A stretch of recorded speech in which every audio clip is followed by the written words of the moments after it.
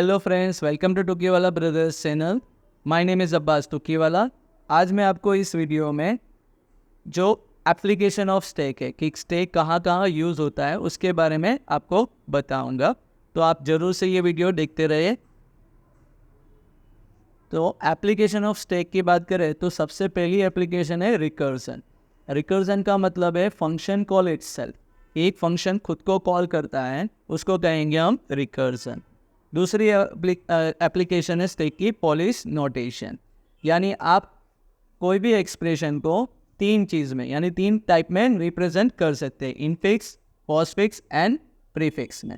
यानी आप एक टाइप से दूसरे टाइप में उसको कन्वर्ट भी कर सकते हैं। फिर एरिथमेटिक एक्सप्रेशन इवेल्युएशन, यानी इसमें आप पोस्टफिक्स और प्रीफिक्स दोनों एक्सप्रेशन को अच्छी तरह से इवेल्युएट कर सकते हो और उसका जो आंसर आएगा वो फाइंड कर सकते हो, यानी एरिथमेटिक कैलकुलेशन इजीली कर सकते हो। और फंक्शन कॉल, तो स्टेक कहाँ यूज़ होता है? कोई फंक्शन को कॉल करवाने के लिए। तो जब हम फंक्शन को कॉल करवाते हैं तो फंक्शन में जो भी पैरामीटर्स होते हैं, जो भी आर्ग्यूमेंट्स होती है, वो कहाँ पे स्टोर हो जाती है? स्टेक में स्टोर हो जाती है। तो उसमें भी स्टेक यूज़ होता है।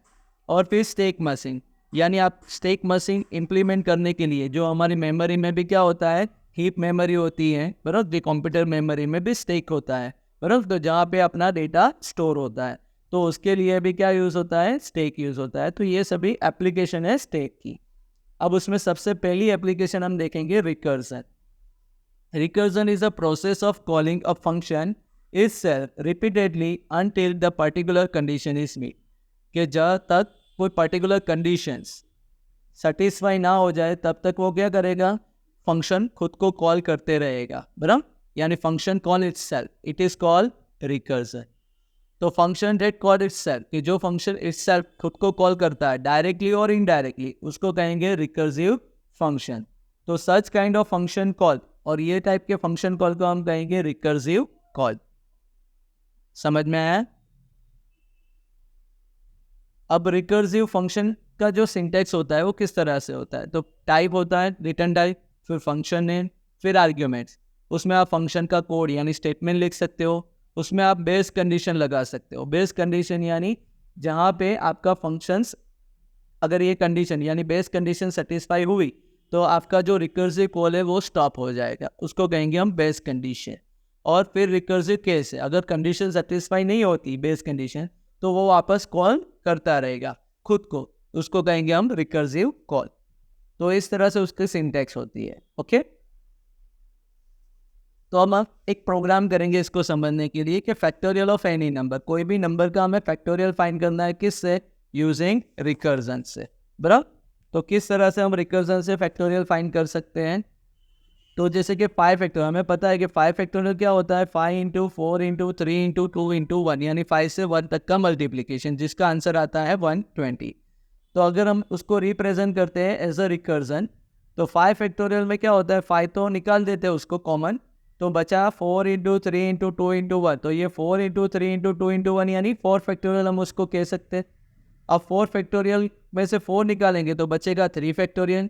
अब 3 फैक्टोरियल में से 3 निकालेंगे तो बचेगा 2 फैक्टोरियल। 2 फैक्टोरियल में से 2 निकालेंगे तो बचेगा 1 फैक्टोरियल। 1 फैक्टोरियल में से 1 निकालेंगे तो बचेगा 0 फैक्टोरियल। और हमें पता है 0 फैक्टोरियल का आंसर क्या आता है? 1। तो इस तरह से हम फैक्टोरियल को रिकर्जन से सॉल्व कर सकते हैं, बराबर।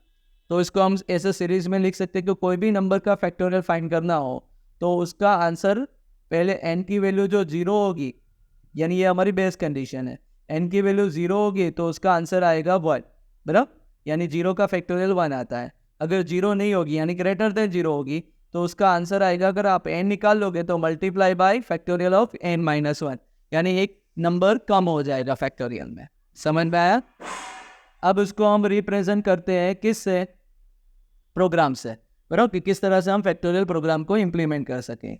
तो यहाँ पे मैंने जो पीपीटी में रखा है वो टर्बो सी का रखा है कि टर्बो सी में आप किस तरह से प्रोग्राम बना सकते हो। तो अभी तक हमने जितने भी वीडियोस बनाए थे, बराबर, तो उसमें हमने टर्बो सी का यूज़ किया था। आज मैं आपको दूसरा सॉफ्टवेयर समझाऊंगा कि डेव सी प्लस प्लस में भी आप प्रोग्राम किस तरह से रन कर सकते हो। यानी जिसको डेव सी प्लस प्लस में करना है वो भी कर सकता है और जिसको टर्बो सी में करना है वो भी कर सकता है। तो जो किस तरह से करेंगे तो मैं आपको बताता हूँ। सबसे पहले हमें डेव C++ सॉफ्टवेयर अपने पीसी में इंस्टॉल करके इसको ओपन करना है। यहाँ पे हम न्यू फाइल कर सकते हैं, न्यू सोर्स फाइल। अब इसको हम रन करेंगे एज इंक्लूड। जो डेव C++ में हमें कौन सी हेडर फाइल इंक्लूड करनी है, stdio.h। ये मैं आपको यूजिंग C से बता रहा हूँ, बराबर, कि C में किस तरह से कर सकते हैं। हमने लास्ट वीडियो में पढ़ाया था कि C और C++ में क्या फ़र्क है। खाली हेडर फाइल चेंज करनी है, नेम स्पेस ऐड करना है, और जहाँ पे प्रिंटफ था वहाँ पे C आउट, और जहाँ पे स्कैनफ था वहाँ पे C इन लगाना है। दूसरा कोई ज़्यादा चेंजेस नहीं है। तो सबसे पहले हम यहाँ पे हेडर फाइल इंक्लूड करेंगे stdio.h। अब यहाँ पे हमें दूसरी हेडर फाइल इंक्लूड करने की ज़रूरत नहीं है। अब हम यहाँ पे एक फंक्शन बनाएंगे फैक्टोरियल, जो इंटीजर रिटर्न करेगा, यानी रिटर्न टाइप मैंने int दे दिया है, और आर्ग्यूमेंट में मैं देता हूँ इंटीजर n। अब उसमें मैं पहले कंडीशन लगाऊंगा कि n की वैल्यू 0 से ज़्यादा है, n ग्रेटर देन 0। तो रिटर्न क्या करेंगे, n into factorial of n-1, जो अभी हमने सीरीज में बताया था मैथमेटिकली। तो ये रिटर्न होगा। तो यहाँ पे फैक्टोरियल फंक्शन वापस फैक्टोरियल फंक्शन को ही कॉल कर रहा था। पहले n को कॉल कर रहा था, अब n-1 के लिए कॉल करेगा। और एज अगर n की वैल्यू 0 हो जाए तो 0 का फैक्टोरियल आता है 1। तो ये लिखेंगे। अब यहाँ पे वॉइड मैन की जगह इंटीजर मैन होगी, बराबर, क्योंकि ये डेव C++ है। उसमें हम एनी नंबर के लिए n लेंगे और रिटर्न करवाने के लिए r। अब यहाँ CLRS या क्लियर स्क्रीन लगाने की कोई ज़रूरत नहीं है, हम डायरेक्टली नंबर एंटर करवा सकते हैं। तो एंटर एनी नंबर, तो जो भी नंबर एंटर होगा वो स्कैनफ करके %d करके आप किस में एंटर कराओगे, n में, बराबर। C++ में यहाँ पे printf की जगह C आउट आ जाएगा, स्कैनफ की जगह C इन आ जाएगा।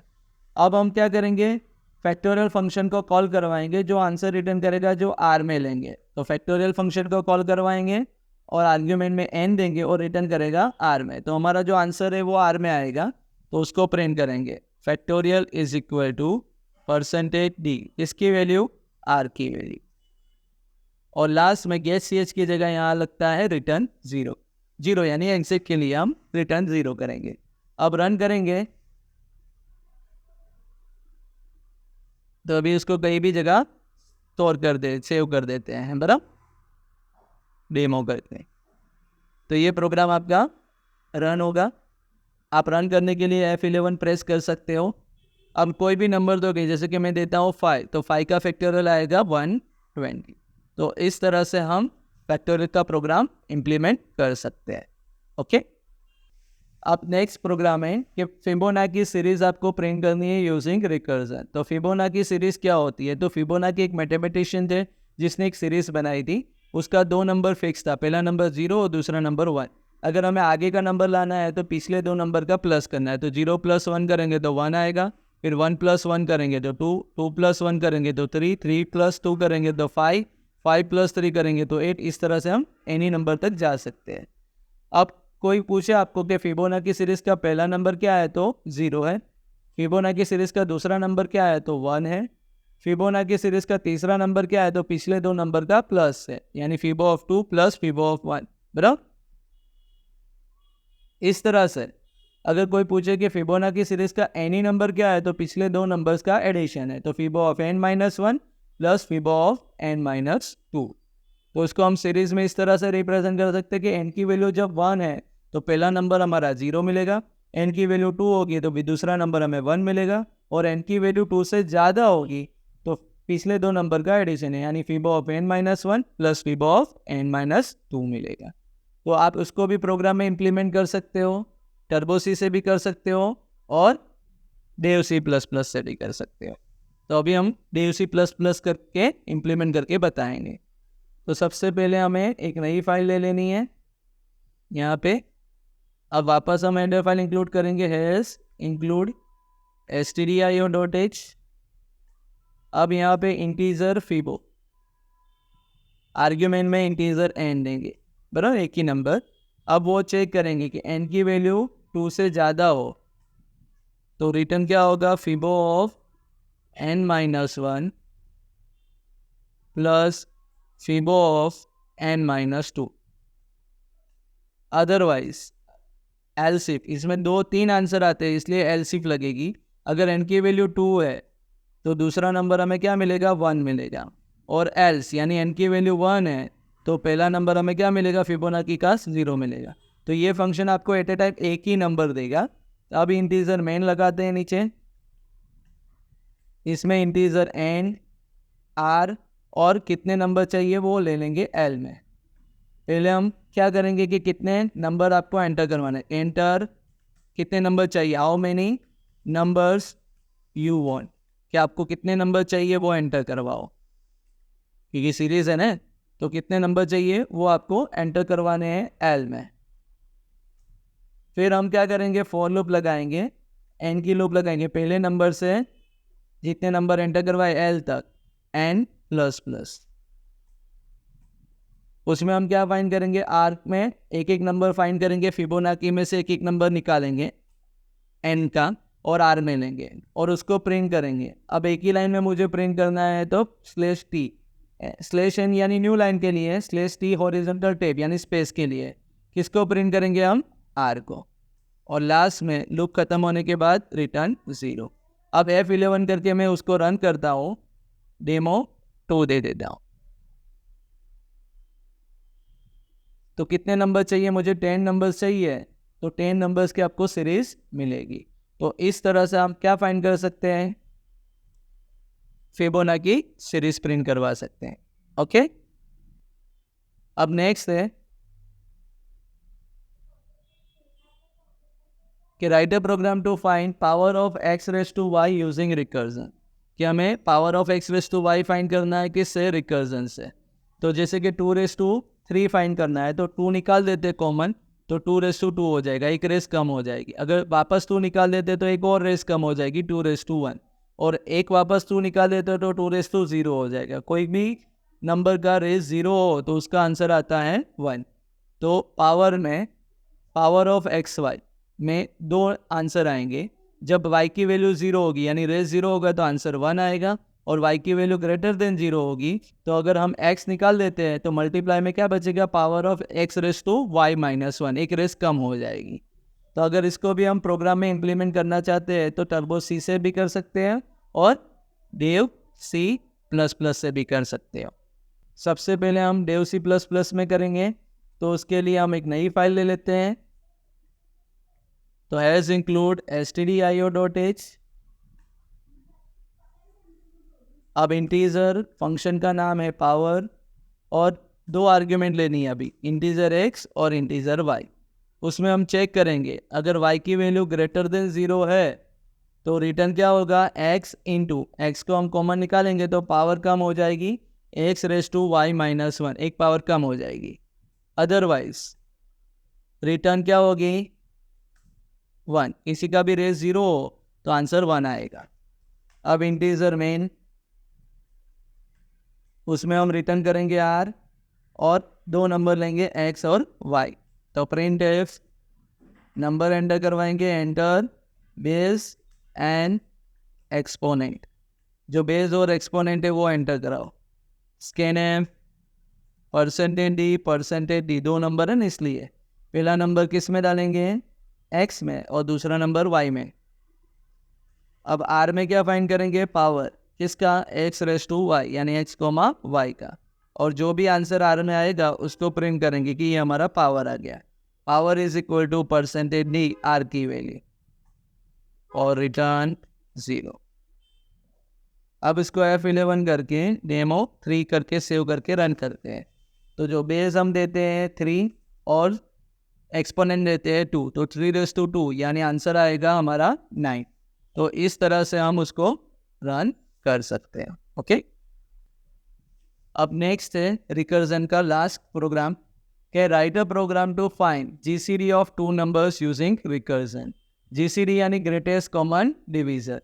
तो GCD of n m find करना हो तो हमें पहले चेक करना पड़ेगा कि एन ग्रेटर देन एम होना चाहिए। अगर एन ग्रेटर देन एम नहीं है, एन लेस देन एम है, तो हमें जीसीडी स्विच कर देना है, यानी एम एन का फाइंड करना है। जो बड़ा है वो पहले लेना है, जो छोटा नंबर है वो बाद में। लेकिन अगर बड़ा है, एन ग्रेटर देन एम है, तो एन को एम से मॉड्यूल करेंगे, मॉड्यूल यानी रिमाइंडर देगा आपको। अगर वो 0 आ रहा है तो जो हमारा डिवीज़र था m वो हमारा GCD मिलेगा। लेकिन अगर नहीं मिल रहा है तो GCD हम किसका फाइंड करेंगे, जो डिवीज़र था m ले लेंगे और n मॉड्यूल n, ये दोनों में से हम GCD फाइंड करेंगे। ओके, तो इसको हम प्रोग्राम में इम्प्लीमेंट करते हैं कि किस तरह से हम GCD फाइंड कर सकते हैं 2 नंबर का। आप टर्बो C से भी कर सकते हो और डेव C++ से भी। तो मैं आपको यहाँ पे डेव C++ से करके बताता हूँ। तो सबसे पहले हम एक न्यू फाइल ले लेंगे, एक हेडर फाइल इंक्लूड करेंगे, फिलिंग stdio.h। अब इंटीजर फंक्शन बनाएंगे हम GCD, जिसमें भी 2 नंबर लेने n और n। अब इसमें हमें चेक करना है कि n अगर लेस देन हो m से, तो अगर पहला नंबर छोटा हो तो रिटर्न करेंगे GCD, है ना, फंक्शन कॉल इटसेल्फ। तो लेकिन m और n कर देंगे, यानी पहला नंबर m ले लेंगे, दूसरा n हो जाएगा। फिर else if, इसके भी 3 आंसर है। अब n module m equal to 0 आ रहा है तो रिटर्न करेंगे m, यानी m हमारा GCD मिलेगा। लेकिन नहीं आ रहा है तो रिटर्न होगा GCD ऑफ m यानी डिवीज़र और n मॉड्यूल m यानी जो रिमाइंडर आया वो, तो उसका GCD फाइंड करना है। अब नीचे इंटीजर मेन, सबसे पहले हम वेरिएबल डिक्लेयर करेंगे, रिटर्न करेंगे r में n और m ले लेते हैं 2 नंबर। printf एंटर 2 नंबर्स, बराबर 2 नंबर्स एंटर करवाएंगे। scanf %d पहला नंबर हम किस में डालेंगे, n में, और दूसरा नंबर हम डालेंगे m में। अब r में क्या फाइंड करेंगे, GCD किसका, n और m का, बराबर। तो n और m का GCD मिलेगा हमें और उसको हम प्रिंट करेंगे। तो printf GCD is equal to %d, किसकी वैल्यू, r की वैल्यू, और रिटर्न 0। हो गया है हमारा प्रोग्राम। अब F11 से इसको रन करते हैं, डेमो 4। तो कोई भी 2 नंबर लेंगे, जैसे कि 15 और 12 देते हैं, तो 15 और 12 में GCD क्या मिलेगा, हमें 3 मिलेगा। तो इस तरह से हम GCD फाइंड कर सकते हैं। अंडरस्टूड? ओके। अब ये हमारी पहली एप्लीकेशन हुई है स्टैक की, कि स्टैक की पहली एप्लीकेशन थी रिकर्जन। तो रिकर्जन के हमने एग्जांपल देखे हैं। अब नेक्स्ट वीडियो में यही टॉपिक को हम आगे कंटिन्यू करेंगे, जिसमें आपको मैं बताऊंगा कि किस तरह से आप पॉलिट नोटेशन रिप्रेजेंटेशन कर सकते हैं, किस तरह से आप एक पॉलिट नोटेशन को दूसरे में कन्वर्ट कर सकते हो, बराबर। उसको प्रैक्टिकल करके भी मैं बताऊंगा। तो ज़रूर हमारे चैनल को सब्सक्राइब कीजिए, लाइक कीजिए, और अगर ये वीडियो अच्छा लगे तो अपने कॉलेज के जो भी फ्रेंड्स हैं उसमें भी उसको शेयर कीजिए। Okay, good bye.